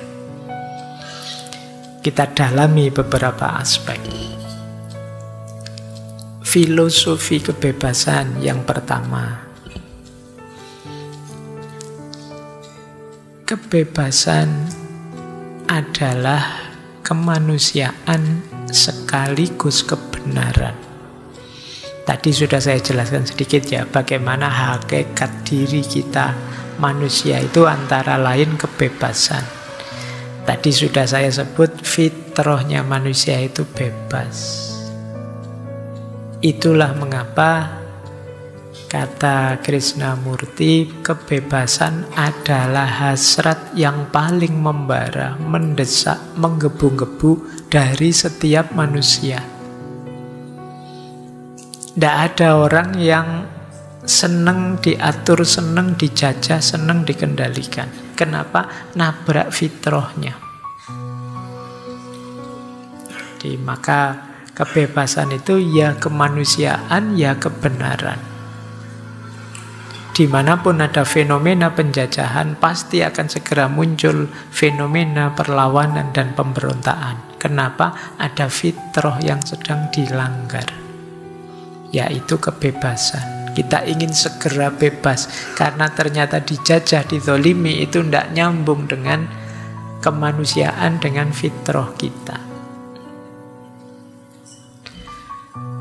Dari situ terus disimpulkan, sebenarnya kebenaranlah yang membebaskan, bukan usaha kita untuk menjadi bebas. Maksudnya apa? Kebebasan itulah kebenaran. Kita kan merasa seolah-olah berjuang untuk meraih kebebasan. Tapi sebenarnya tidak begitu. Kebebasannya sudah ada, sekarang sedang terhalang. Itu saja. Jadi kebebasan itu ya kebenaran hidup ini ya hakikatnya kan kebebasan. Sekarang sedang terhalangi, jadi bukan hilang. Yang terus kita kejar, kita cari, enggak. Daya bebas itu sudah ada dalam diri kita. Tinggal dihalangi atau tidak, disadari atau tidak, dimaui atau tidak. Cuma itu. Ada orang yang memang tidak mau bebas. Enak Pak dijajah itu, tidak pakai mikir apa-apa, diatur, daripada capek mikir, terserahlah, pasrah saja. Mungkin ada orang begitu. Ada juga orang yang tidak sadar bahwa dia dijajah. Masa sih Pak kita dijajah? Wong rasanya biasa-biasa aja, itu rasanya enak-enak saja. Ngopi juga masih enak, masih nyaman kok misalnya. Nah ini tidak sadar namanya. Nah, jadi kebebasan adalah kemanusiaan sekaligus kebenaran. Maka kebebasan sejati tidak terletak pada mengejar kesenangan, tapi mengejar kebenaran. Ketika kita ingin bebas, sebenarnya bisa dikatakan kita ingin benar. Karena kebebasan itu kebenaran. Menghidupkan kebebasan berarti menghidupkan kebenaran. Cara hidup bebas sama dengan cara hidup benar. Awas lo ya, kata-kata bebas jangan diganti liar atau suka-suka. Karena di balik kebebasan pasti ada tanggung jawab. Kamu bebas milih apa saja, tapi tetap akan dituntut bertanggung jawab atas efek dari pilihan itu. Ya memang begitu rumusnya orang hidup. Manusia itu kan memang oleh Allah diberi kuasa milih dan bebas, tapi sekaligus nanti akan dituntut pertanggungjawaban dari pilihan-pilihan yang dia ambil. Ini yang pertama, filosofi kebebasan adalah kebenaran dan kemanusiaan. Filosofi kedua, kebebasan itu bukan tujuan, tetapi dia adalah journey, dia adalah perjalanan. Kalau itu perjalanan, ya dia sifatnya tidak sekali jadi, tapi berproses, bahkan proses itu berkelanjutan. Kata Krishnamurti, kebebasan bukan tujuan yang harus dicapai, tetapi cara kita menjalani setiap momen dengan terbuka dan kesadaran penuh. Itulah kebebasan. Jadi bukan tujuan. Kalau itu tujuan berarti sekarang sudah bebas, selesai. Kan tidak begitu. Jadi hidup kita itu harus dari pilihan bebas ke pilihan bebas selanjutnya, ke pilihan bebas selanjutnya. Ini proses yang tiada akhirnya. Sampai kita mungkin meninggal besok, ya kita ada di circle ini, ada di proses ini. Bahkan ada yang bilang kebebasan itu justru di awal, tidak di akhir. Di awal itu maksudnya awal perjuangan itu dimulai dari kebebasan. Makanya dulu Pak Karno menyebut kemerdekaan itu jembatan emas. Kenapa disebut emas? Karena sangat berharga sekali. Kalau tidak ada kebebasan kita tidak bisa ngapa-ngapain. Tapi bagaimanapun dia hanya jembatan. Kalau kita tidak melewatinya untuk meningkatkan kualitas diri, membangun dan lain sebagainya, tidak ada gunanya kebebasan itu. Jadi makanya ayo kita bebas, tapi kebebasan yang bertanggung jawab, dan kebebasan itu bukan tujuan tetapi proses yang terus menerus. Seperti tadi loh, kadang-kadang ada yang ingin merampok hidup kita, mengendalikan hidup kita. Itu kan tidak sekali momen, tapi yo di setiap momen. Maka kesadaran kita yo harus kontinu terus menerus. Kita harus senantiasa menyadari diri kita. Jadi setiap momen, ini maksudnya gimana sih? Saya harus bagaimana sih? Tanggapanku pasnya gimana sih? Nah, kita harus berani begitu. Kalau di Krishnamurti bahkan ada anjuran kita harus mau sering-sering agak mengambil jarak dari diri kita sendiri. Kalau istilahnya dulu Ki Ageng Surya Mentaram itu merui gagasane dhewe. Mengetahui pikirannya sendiri. Jadi semacam kita mengambil jarak keluar dari diri kita, terus mengawasi, oh ini toh saya yang sedang berpikir, ini toh saya yang sakarepe dhewe, oh ini toh saya. Itu namanya mengambil jarak. Ki Ageng Surya Mentaram itu menyadari ini itu ketika beliau satu ketika hampir tewas tenggelam. Jadi beliau ini satu ketika kena arusnya air terus megap-megap. Dari situ beliau merasa seolah-olah melihat dirinya sendiri. Oh itu toh aku yang megap-megap itu, yang selama ini berpikir macam-macam, yang selama ini ingin keluar dari istana itu. Dia merasa bisa mengambil jarak dari dirinya. Itu kalau ilmu kanuragan itu ada istilah apa, ngerogo sukmo, jadi keluar. Tapi bukan itu maksudnya ya. Jadi mengambil jarak itu kita mengkritisi diri kita sendiri secara objektif. Karena kadang-kadang kita itu kalau tidak terlalu keras pada diri kita, kadang-kadang terlalu permisif, terlalu membolehkan, dengan cara mencari alasan-alasan. Maka penting kita objektif mengambil jarak. Ternyata saya itu cerewet ya, ternyata saya itu baper ya, ternyata saya itu kalau ngomong nyelekit ya. Itu kita bisa tahu itu kalau kita mengambil jarak. Kalau kita masih melekat dengan diri kita, biasanya kita tidak sadar mana titik-titik kurang, titik-titik lemah kita. Untuk sadar, untuk paham, ya harus mengambil jarak. Saya tahu kalian ini cakepnya luar biasa, yang ini cakep biasa, yang ini tidak cakep, itu kan ada jarak. Kalau tidak ada jarak, sulit saya milih mana yang lebih cakep, mana yang tidak cakep. Bahkan warna saja, apakah ini krem atau putih, itu kalau saya nempel tembok wajah saya, tidak bisa membedakan. Bisa saya bedakan kalau mengambil jarak. Nah, itu gunanya. Kebebasan sebagai proses yang berkelanjutan, mari kita sadari terus-menerus, kita refleksi, kita evaluasi antara lain dengan mengambil jarak dari diri kita. Lanjut. Nah, ini tadi sudah dijelaskan ya, bahwa kebebasan itu berawal dari pengenalan diri. Mengenal diri sendiri secara mendalam adalah kunci menuju kebebasan. Semakin engkau kenal dirimu, semakin jelas bahwa dirimu sendiri itu tidak ada habisnya untuk dipahami. Engkau tidak akan mencapai satu pencapaian, engkau tidak mencapai satu kesimpulan, karena memahami diri itu sungai yang tidak ada ujungnya. Kita berubah terus. Nah, lanjut.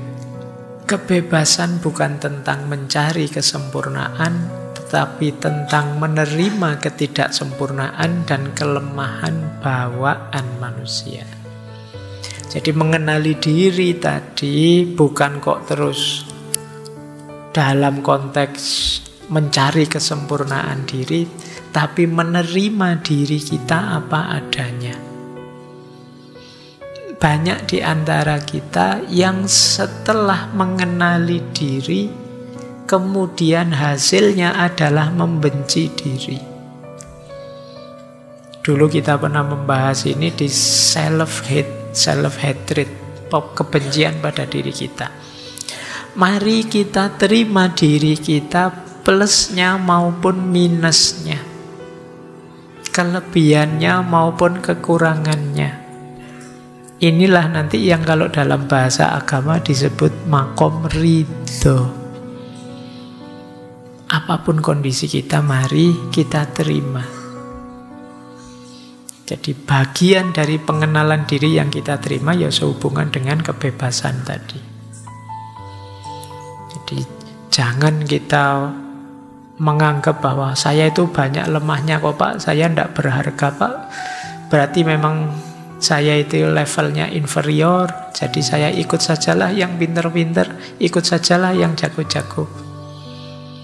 Akhirnya kita jadi minder, kita tidak berkembang. Jadi pengenalan diri, kemudian kita pahami, oh saya kuat di sini, tapi saya agak lemah di sini. Tetap kita terima, untuk nanti kita upgrade lagi diri kita. Jadi bukan kita benci, kita marahi. Karena biasanya kalau sudah dibenci terus ditinggal. Saya tidak suka Pak dengan diri saya yang kayak gini. Benci sekali dengan diri saya. Kok bisa? Itu biasanya terus kita meninggalkan diri kita. Cirinya ya hidup akhirnya malah tidak ngontrol, suka-suka. Kalau dimarahi orang, kamu kok jangan begitu itu. Biar saja saya memang rendah kok. Saya memang tidak berharga kok. Terus jadi begitu. Siapalah saya, gitu terjadi begitu. Ini namanya self-hate. Nggak, kalian tetap berharga. Setiap orang istimewa. Allah mengizinkan kalian hadir dan bukan yang lain yang hadir di muka bumi ini saat ini. Itu pasti karena kalian memang istimewa. Masing-masing dari kalian. Hanya saja kalian sering tidak kenal diri kalian karena kalian jarang membaca diri kita. Baik, kita lanjutkan. Mari kita terima hidup kita, kita ikuti arusnya, kemudian kita upgrade diri kita. Jangan menyerah begitu saja, didominasi, dijajah. Lanjut. Nah, ini yang sering orang salah paham. Bebas berarti suka-suka ya Pak. Bebas berarti liar ya Pak. Bebas berarti semaunya sendiri. Bebas berarti egois. Tidak, kata Krishnamurti. Mengejar kebebasan itu bukan tindakan egois, tetapi satu kerinduan yang mendalam untuk bebas dari konflik batin dan konflik lahir. Saya lanjutkan. Menjadi bebas berarti melampaui batasan ego dan menyentuh luasnya eksistensi. Menjadi bebas, untuk benar-benar bebas, seseorang harus melampaui batas-batas dirinya yang terbatas dan merangkul seluruh umat manusia. Menjadi bebas berarti melepaskan semua keterikatan dan identitas dan hidup sepenuhnya di masa kini. Jadi justru kebebasan itu bukan melakukan tindakan sewenang-wenang, suka-suka atau egois, tapi bebas itu melampaui ego kita. Kalau kita masih terpenjara oleh ego kita, ya sebenarnya ya kita masih belum bebas. Tadi kan ada di awal tadi ya, kita sering dipenjara oleh ego dan identitas kita. Bayangan ideal kita tentang diri kita, yang itu membelenggu kita. Terus jadi tidak berkembang hidup kita karena terpenjara ego. Justru kebebasan itu, orang bebas sejati melampaui ego. Orang menganggap saya tipenya begini, tapi sebenarnya saya tidak hanya begitu sih. Cobalah saya lakukan yang tidak sekedar itu. Nah, ini namanya kita bisa melampaui ego. Jadi ada orang yang terlalu kuat memegangi identitas dirinya, sifat pokoknya saya harus begini, saya harus begitu, tidak melihat situasi, akhirnya menyulitkan dirinya sendiri. Itulah ego yang tadi sudah saya contohkan. Kita ingin dikenal sebagai orang yang begini, orang yang begitu. Pak, saya terlanjur kubur sana ya Pak. Oh, saya terlanjur ada di kelompok ini yang kontra ya Pak. Berarti saya harus kontra terus ini. Ini jebakan identitas.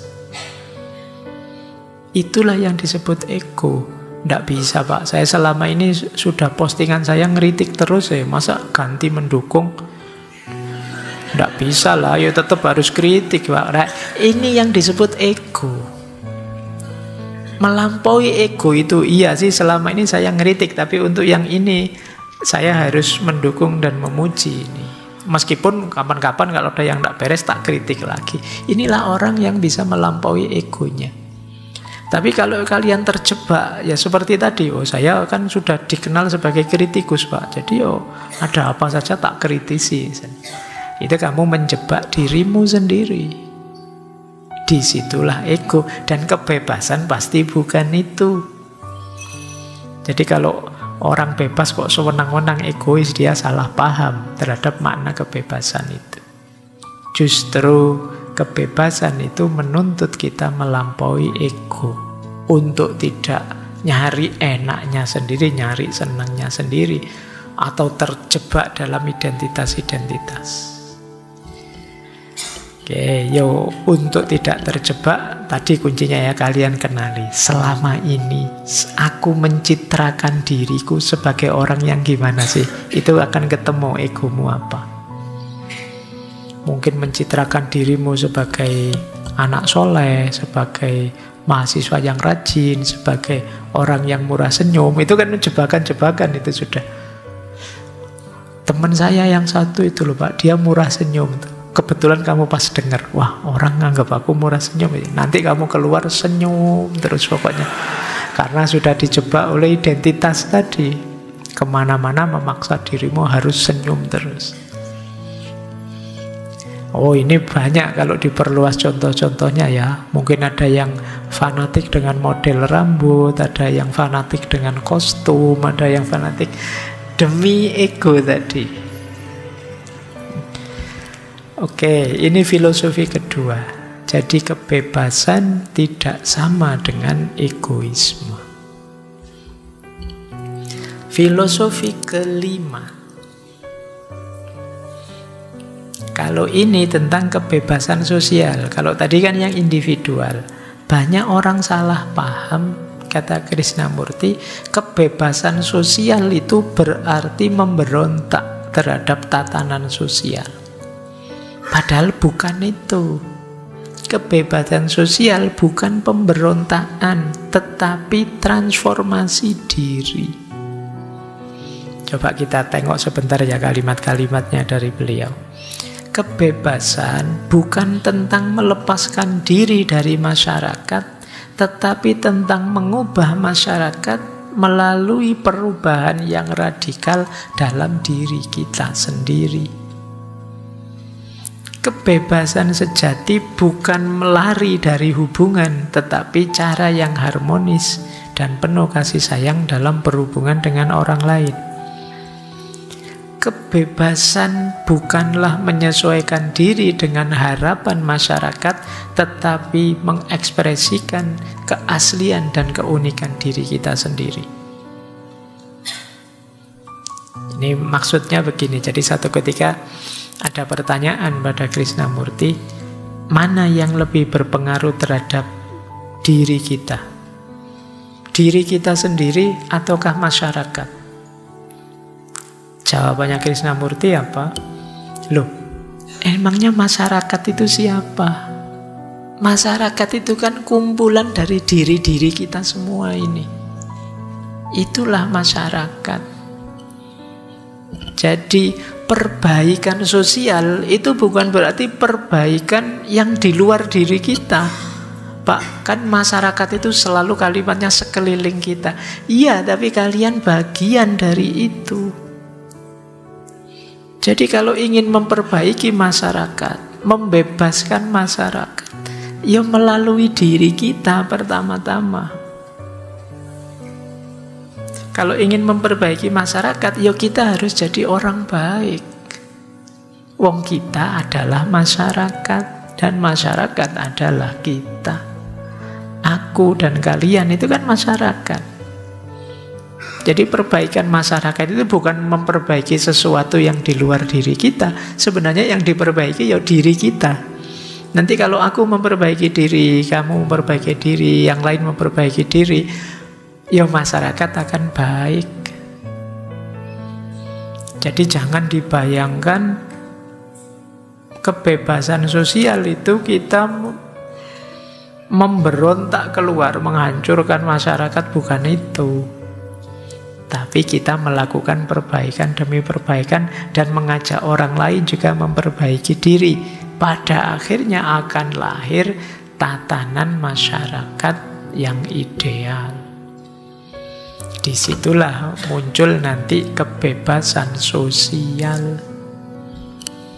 Jadi kebebasan sosial itu ya bukan kemudian kita dijajah oleh masyarakat atau dipengaruhi sedemikian rupa oleh lingkungan, maka lingkungannya harus kita hancurkan. Bukan itu.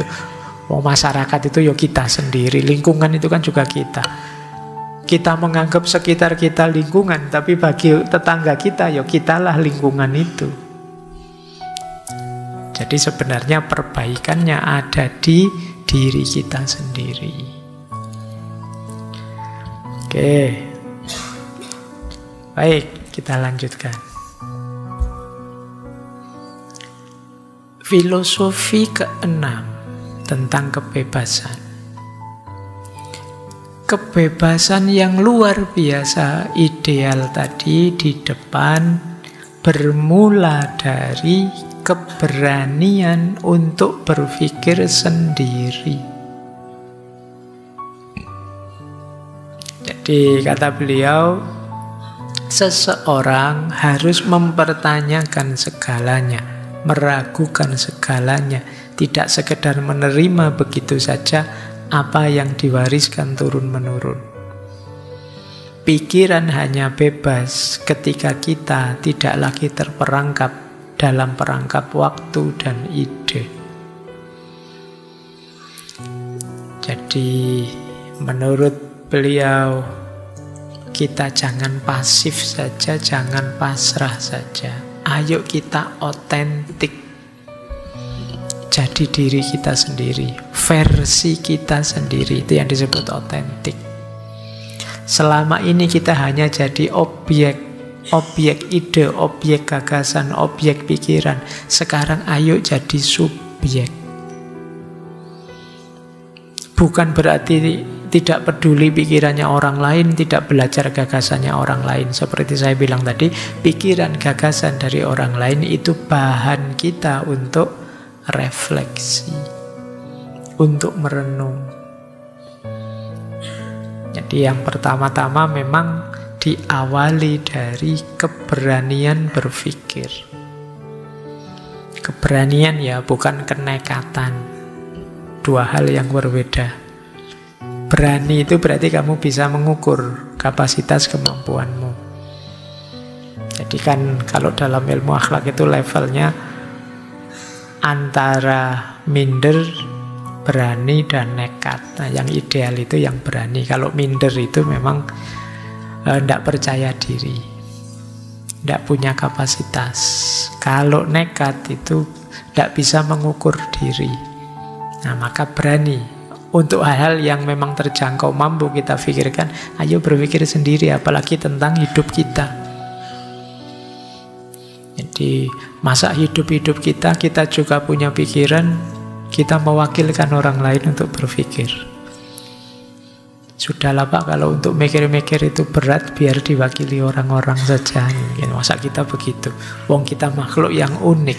yang oleh Allah dianugerahi versi keistimewaan kita sendiri. Jadi beranilah berpikir. Sebenarnya ini di hampir semua bidang intelektual kan kita diminta ini, berpikir sendiri. Kalau hanya mengulang kita tidak disebut otentik. Kalau tulisan mengulang disebut plagiat. Kalau plagiat tidak ada nilainya. Jadilah dirimu sendiri, otentik versi dirimu. Itulah kebebasan.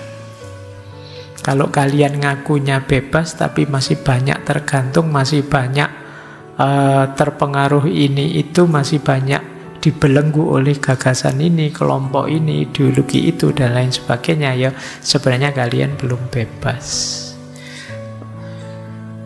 Bahkan kelompok pembebasan sekalipun kalau itu membelenggu, ya namanya sudah jadi belenggu, bukan pembebasan. Itulah mengapa nanti Krishnamurti itu keluar dari teosofi. Jadi keluar dari circle teosofi. Kenapa? Ini karena kalau sudah jadi lembaga, jadi formal, ya pada akhirnya akan membelenggu. Sementara beliau tidak mau dengan model belenggu semacam itu, karena akan mengikat. Kalau sudah mengikat, menghalangi kebebasan. Makanya beliau lebih suka ceramah saja kemana-mana lintas benua untuk mengajarkan materi-materi semacam ini. Tidak mau diikat oleh lembaga apapun, ide gagasan siapapun. Baik, kita lanjutkan. Masih kuatkah? Ketoknya kok abot malam hari ini ya. Tidak apa-apa wis. Nanti kalau tidak kuat angkat tangan. Kita lanjutkan. Tinggal sedikit lagi, tenang saja. Segera saya tuntaskan, penderitaanmu berakhir. Nanti daripada kau, Pak ini sudah belenggu, tersiksa lagi itu ya. Yuk, kita lanjutkan. Filosofi ketujuh. Kebebasan yang sejati datang ketika pikiran kita terbebas dari semua kekhawatiran. Kalau ini parameter, ukuran. Mungkin teman-teman ada yang tanya, Pak, ukurannya apa? Saya terbelenggu atau tidak? Ketika kita bebas dari takut dan kekhawatiran. Bahkan tadi sekedar berpikir pun, kalau kita takut, kan banyak orang berpikir sih, tapi takut. Takut keliru, takut salah, takut dangkal, dan lain sebagainya. Itu menunjukkan kita belum bebas.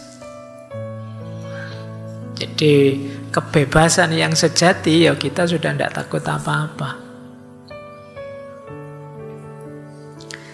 Kata Krishnamurti, pikiran kita itu biasanya cenderung lebih mencari kenyamanan.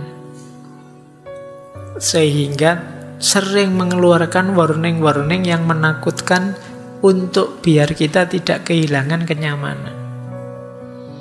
Pikiran kita kadang tricky, kadang mendistorsi ini, mendistorsi itu biar nyaman. Kadang-kadang untuk hal-hal yang jelas keliru, sekalipun pikiran kita tidak apa-apa keliru, biasa saja. Sebenarnya itu tidak keliru kok, cuma meleset sedikit. Itu pikiran sering begitu. Dalam rangka apa? Biar kita nyaman. Jadi akhirnya apa? Kita tidak bebas. Yang ketiga, kalau ini ya, cirinya apa orang takut itu? Di antara cirinya adalah orang yang menegaskan keyakinan yang terus-menerus. Orang yang sudah mantap, sudah yakin, itu dia tidak perlu ditegas-tegaskan lagi apa yang dia yakini, apa yang dia ketahui. Tapi kok terus mencari pembenaran, kemungkinan dia takut, pikirannya salah. Biasanya dua yang dilakukan orang yang di level ini. Dia berusaha terus-menerus menunjukkan dirinya benar, atau berusaha terus-menerus menunjukkan yang berbeda dengan dirinya salah. Ini ciri orang yang belum yakin dengan kebenarannya. Orang yang sudah yakin, terserah kamu mau apa saja, terserah ada pengaruh apa saja, saya mantep yakin ini benar. Dan saya tidak takut apa-apa lagi. Nah, ini orang benar. Tapi kalau masih butuh argumen lebih panjang, masih butuh bukti lebih luas, masih butuh, ya berarti kemungkinan kita belum terlalu yakin. Makanya kadang-kadang saya kalau ada diskusi, pertanyaannya ngejar terus. Apa sih Pak bukti adanya Tuhan? Kalau jengkel tak jawab, saya sudah tidak perlu bukti lagi. Saya sudah mantep kok. Kalau sudah mantep kan tidak perlu bukti. Nanti yang tanya, tapi saya Pak yang butuh, ya masalahmu. Ya, salahmu dewe tidak mantep kan gitu ya. Itu kalau sudah capek, pertanyaannya gitu terus. Jadi karena memang orang yang sudah mantep, dia tidak perlu banyak bukti lagi. Ada apapun, tidak ada.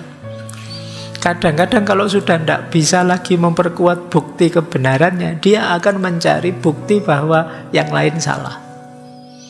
Oh, lihatlah itu salahnya yang sana, nah itu jeleknya sana, itu untuk menegaskan bahwa aku yang benar, aku yang baik. Ini sebenarnya menunjukkan belum yakin, belum mantap. Kalau sudah yakin, sudah mantap, tidak perlu yang begitu-begitu. Saya sudah yakin, saya sudah mantap. Nah ini makanya kata Krishnamurti, cirinya orang bebas, mandiri, itu orang yang lenyap ketakutan-ketakutannya. Tidak khawatir tersaingi, tidak khawatir meleset, tidak khawatir khilaf, dan lain sebagainya.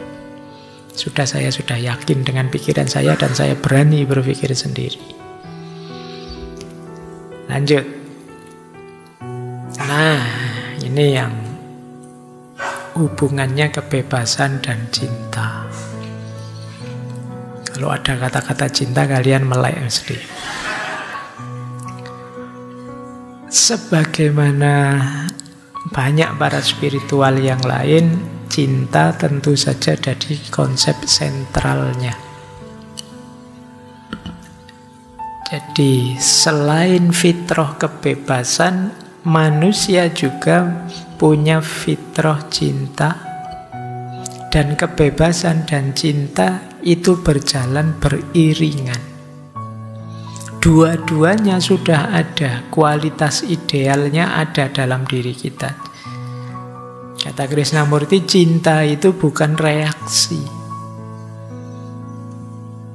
Reaksi timbal balik maksudnya. Ini sering saya kutip. Jika aku mencintaimu karena engkau mencintaiku, sebenarnya ini hanya dagang saja. Sesuatu yang bisa dibeli di pasar bukanlah cinta. Mencintai bukan meminta imbalan apapun, bahkan tidak merasa bahwa engkau memberi sesuatu. Dan hanya cinta seperti itulah yang bisa mengenal kebebasan. Jadi di banyak sesi cinta kan dulu saya jelaskan bahwa di antara dayanya cinta adalah membebaskan. Khususnya membebaskan diri kita dari ego. Cirinya apa? Kita tidak lagi memikirkan terlalu dalam kepentingan, kesenangan, kebutuhan kita. Tapi fokusnya bergeser pada yang kita cintai. Ini yang disebut cinta membebaskan kita dari belenggu ego. Kalau masih ada pamrihnya, kata Krishnamurti, bahkan seperti orang ke pasar. Saya ngasih apa, dia harusnya ngasih apa. Kamu sudah tiap hari tak anterin loh, mbok yo, itu berarti masih ada yang dituntut, masih ada yang diminta. Kalau seperti ini belum cinta, kalau seperti ini belum membebaskan. Cinta hanya jadi alat untuk melampiaskan ego. Harusnya cinta membebaskan manusia dari egonya. Dia tidak mikir aku lagi, sudah yang dipikir yang dicintai saja sudah.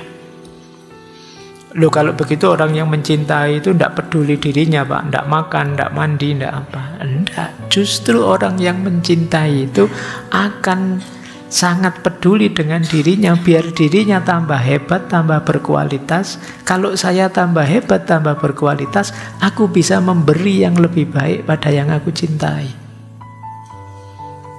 Jadi aku membuat diriku naik kelas setinggi-tingginya, tapi tidak untuk diriku, biar aku bisa memberi kontribusi yang lebih besar untuk yang aku cintai. Jadi selama ini mungkin teman-teman salah paham, dianggap cinta itu pengorbanan. Jadi biarlah yang saya cintai, yang makan enak, yang saya tidak usah makan, saya puasa saja, saya sampai kamu sakit-sakitan. Loh, kalau kamu sakit beneran, kamu tidak bisa memberi apa-apa lagi pada yang kamu cintai. Nanti dia nyari yang lain. Jadi ya kamu tetap, karena cintamu kamu harus ngupgrade dirimu setinggi mungkin. Alasannya cinta demi dia. Kalau saya tambah pinter Pak, tambah hebat Pak, tambah luar biasa Pak, bukankah tambah luar biasa juga yang aku berikan pada yang aku cintai? Jadi menaklukkan ego sekaligus meningkatkan kualitas diri, sekaligus membahagiakan yang lain. Itu dasarnya cinta. Makanya cinta punya daya membebaskan yang luar biasa. Sayangnya, kata Krishnamurti, belakangan yang namanya cinta itu sering lenyap dari bahan pertimbangan keputusan. Kalau saya ngomong cinta itu mungkin teman-teman di kepalanya rasanya ini hanya urusan-urusan pacaran, urusan-urusan itu saja. Jarang cinta itu jadi pertimbangan khusus untuk keputusan. Dan ini yang diprihatinkan oleh Krishnamurti dalam peradaban manusia hari ini. Kamu milih jurusan kuliah, kamu milih judul skripsi, kamu milih apa, itu kan tidak pernah ada konsideran cinta di situ. Saya pilih judul ini Pak karena cintaku pada orang tua, cintaku pada pasanganku. Meskipun disebut tapi kan tidak pernah jadi bahan pertimbangan beneran untuk keputusan-keputusanmu. Jadi keputusan ini atas pertimbangan. Jadi jarang begitu. Makanya itu di situ ada kalimat, ketika aku memahami diriku sendiri, aku memahamimu, dan dari pemahaman itu muncullah cinta.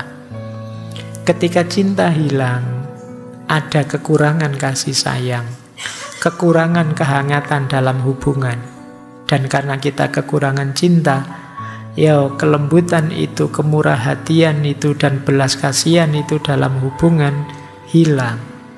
Kita kemudian melarikan diri dalam aksi sosial, aksi massal yang menghasilkan kebingungan lebih lanjut, kesengsaraan lebih lanjut.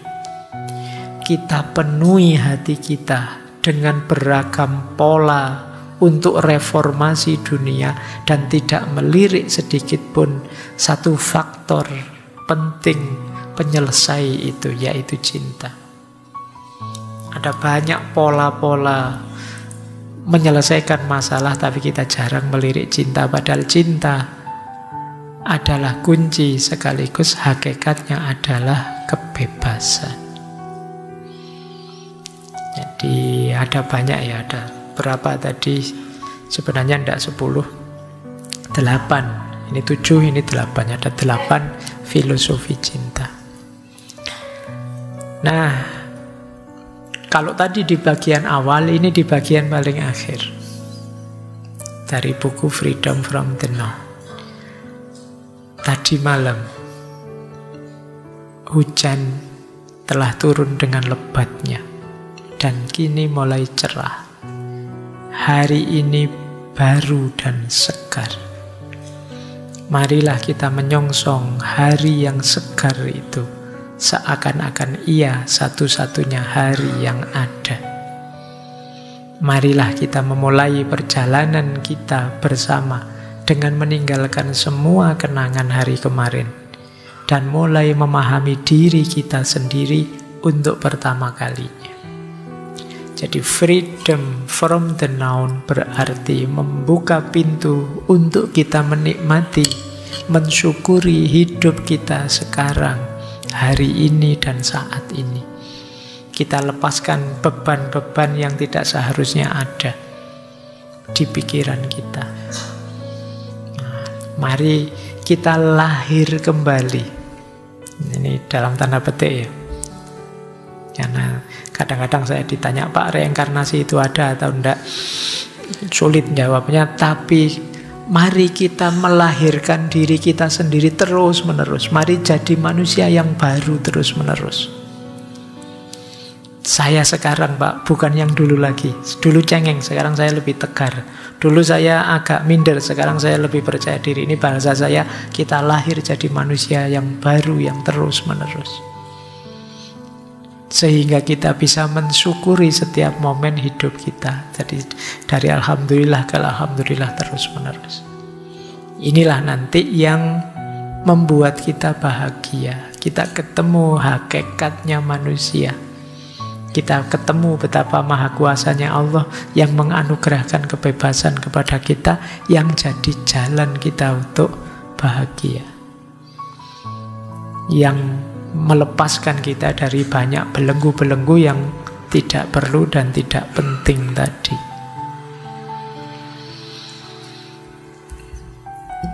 Terakhir kata beliau, ada kalimat menarik. Do you know what my secret is? Kamu tahu ndak rahasiaku? Kata beliau, I don't mind what happened. I don't mind what happened itu, kalau diterjemahkan letterak, ya aku tidak peduli. Maksudnya, aku tidak ambil pusing dengan apa saja yang terjadi. Wajar saja kok dunia ini ada naik, ada turun, ada sukses, ada gagal. Ada yang mengecewakan, ada yang menggembirakan. Mari kita nikmati semuanya. Jadi tidak mungkin hidup ini isinya enak terus. Tidak mungkin hidup ini isinya susah terus juga. Akan selalu ada sudut-sudut yang menggembirakan dan ada juga sisi-sisi yang menyedihkan. Ngaji ini ya ndak enak semua. Ada ngantuknya, ada pahamnya, ada ndak pahamnya, ada senengnya, ada ndak senengnya, ada capeknya, ada juga gembiranya, akan selalu ada. Kalau kita main, kalau ini kan don't main, kalau kita sangat ngotot untuk mengubahnya jadi begini atau jadi begitu, kadang-kadang malah menyusahkan kita. Maka rahasianya adalah I don't mind what happened. Bukan aku tidak peduli, tapi aku siap menghadapi apapun yang terjadi, naik, turun, tinggi, rendah.